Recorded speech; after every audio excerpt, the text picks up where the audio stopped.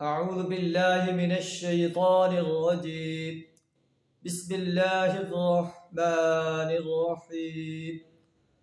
ولا تتمنوا ما فضل الله به بعضكم على بعض للرجال نصيب مما اكتسبوا وللنساء نصيب مما اكتسبن واسألوا الله من فضله إن الله كان بكل شيء عليما.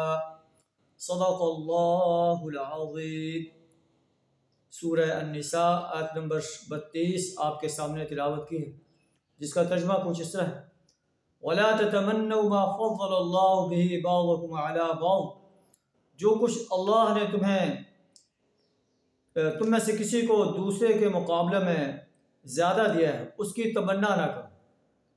لِلرِّجَالِ نَصِيبٌ مِّمَّا اكْتَسَبُوا، جو کچھ مردوں نے کمایا ہے اس کے مطابق ان کا حصہ ہے. وَلِلنِّسَاءِ نَصِيبٌ مِّمَّا اكْتَسَبْنَ، اور جو کچھ عورتوں نے کمایا ہے اس کے مطابق ان کا حصہ ہے.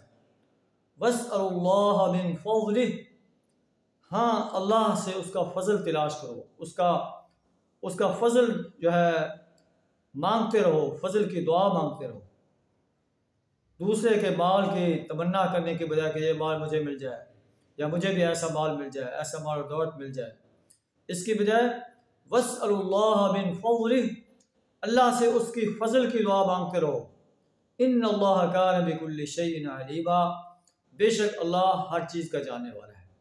اللہ سے دعا کریں ہمیں دوسروں کے مالوں کی تمنا کرنے سے اپنی پناہ عطا فرمائے اور اپنی رحمت سے اپنا فضل عطا فرمائے. وآخر دعوانا الحمد للہ رب العالمین.